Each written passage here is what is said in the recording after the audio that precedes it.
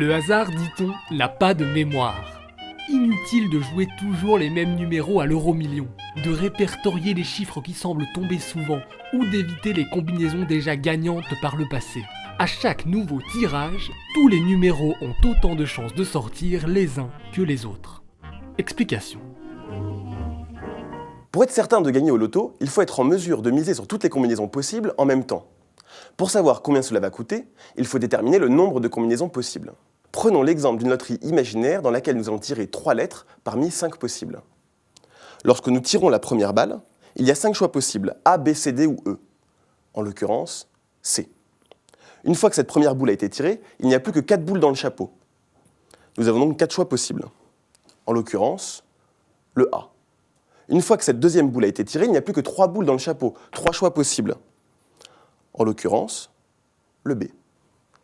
Une simple règle mathématique nous assure qu'il y a donc 5 x 4 x 3, c'est-à-dire 60 tirages différents possibles. Mais en réalité, beaucoup de ces tirages sont identiques.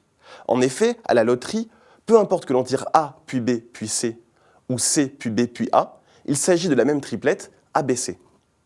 Calculons le nombre des variantes de cette triplette ABC. La lettre A peut être positionnée à 3 places différentes. Une fois que le A est fixé, le B ne peut être positionné qu'à 2 places différentes. Une fois que le A et le B sont fixés, le C n'a plus qu'une place possible. La même règle mathématique que tout à l'heure nous indique qu'il y a donc 3 x 2 x 1, c'est-à-dire 6 variantes de chaque combinaison réellement différente. 60 tirages différents et 6 variantes de chaque combinaison différente, cela veut dire qu'il y a 60 divisé par 6, 10 combinaisons réellement différentes. Il faudrait miser sur ces 10 combinaisons pour être sûr d'emporter cette loterie imaginaire. À l'euro-million, il s'agit exactement de la même chose, sauf que le nombre de combinaisons est bien plus important.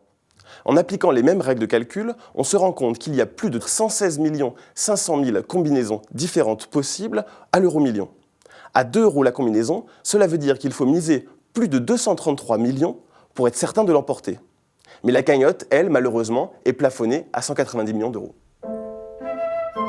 Dans les années 80 et 90, le mathématicien Stefan Mendel a ainsi remporté plus d'une dizaine de loteries dont les gains n'étaient pas judicieusement plafonnés. Lors de son ultime tentative, au loto de l'État de Virginie, sa technique fut remise en cause bien qu'elle n'ait rien d'illégal et son fonds d'investissement spécial gros lot fut lourdement, très lourdement taxé.